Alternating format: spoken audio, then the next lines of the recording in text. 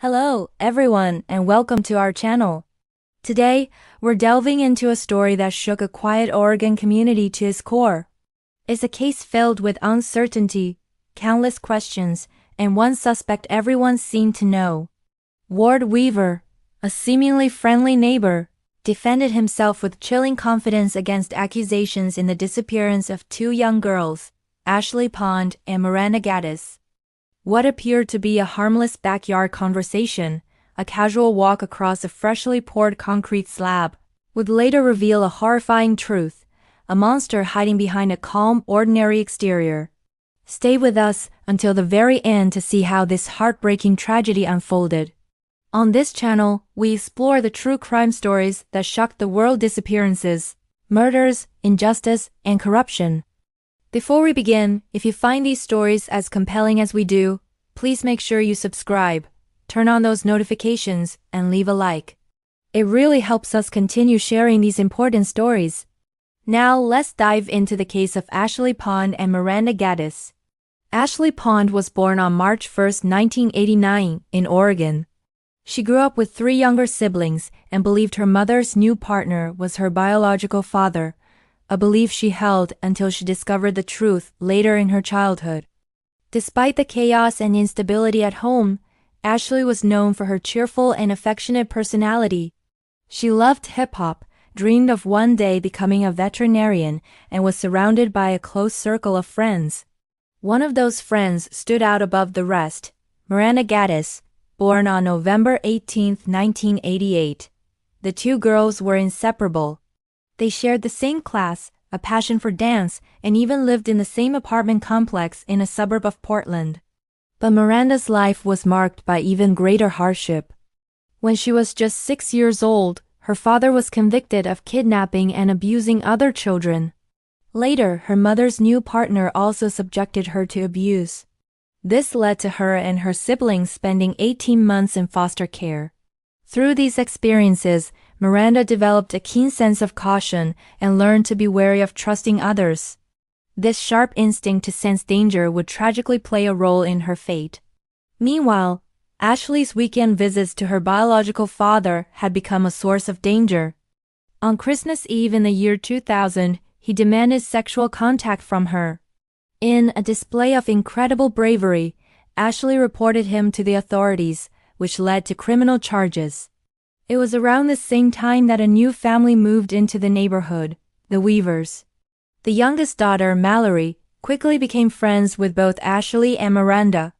Mallory's father, Ward Weaver, would soon become a central and sinister figure in this story.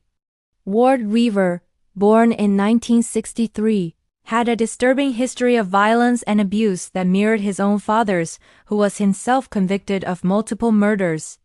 Ward had a long record of assaulting his partners, committing various crimes, and displaying clear patterns of antisocial behavior. By the year 2000, only his daughter Mallory was still living with him.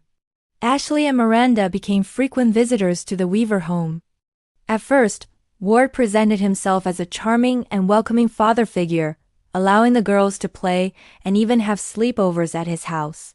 But his dark, violent tendencies were never far below the surface. The situation escalated in August of 2001. Ashley reported to the police that Ward Weaver had attempted to assault her. At the same time, her biological father, Wesley, was actively working to discredit her testimony in court regarding his own abuse. This resulted in a plea deal where most of the charges against him were dismissed. As for Ward Weaver, he faced no consequences at all for the reported assault. Unbeknownst to everyone, this lack of accountability gave him the freedom to escalate his monstrous behavior. On January 9, 2002, 12-year-old Ashley Pond left her home to walk to the school bus stop. She never arrived at school. At the time, police tragically assumed she was a runaway, and as a result, no serious investigation was launched. Just 2 months later, on March 8, 13-year-old Miranda Gaddis disappeared from the very same neighborhood. This time, her mother immediately contacted the authorities, fearing the worst. The FBI quickly got involved, offering a $50,000 reward for information. Missing person posters went up everywhere, media coverage went international, and both mothers made desperate, televised pleas for the safe return of their daughters. As the search intensified, journalists and investigators started noticing inconsistencies in the neighborhood. A private investigator related to Ashley's family suggested interviewing Ward Weaver. When a reporter approached him, Ward welcomed her into his home, calmly denying any involvement while openly discussing his troubled past. He claimed he had nothing to hide and even invited the FBI to investigate his property. During the interview, he showed the reporter around his home, at one point casually stepping onto a large, freshly poured concrete slab in his backyard. He told suspicious neighbors he was planning to install a hot tub there. Days later, he failed multiple polygraph tests, which he blamed on the authorities trying to frame him. While some local girls defended him, the cracks in his carefully constructed facade were beginning to show.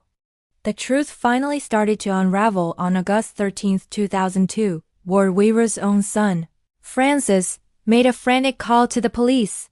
He reported that his father had just attempted to assault his girlfriend and chillingly added that Ward might be connected to the disappearances of the two missing girls.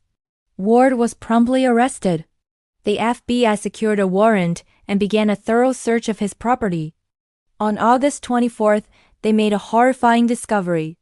They found Miranda Gaddis' remains inside a microwave box stored in a shed.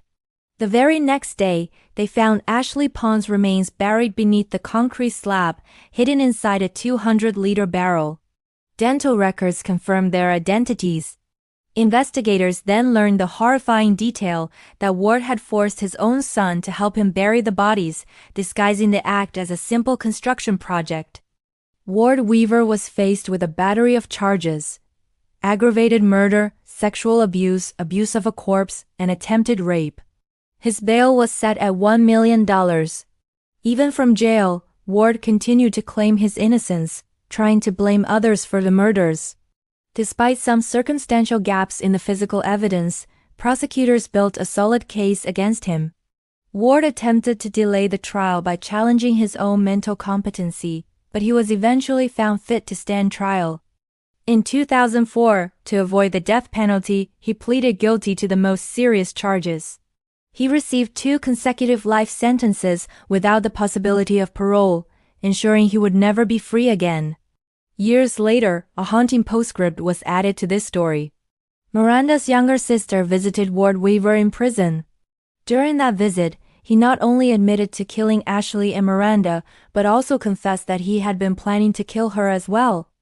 This devastating tragedy raises so many haunting questions. Could the disappearances have been prevented if the early warnings about Ward Weaver had been taken seriously?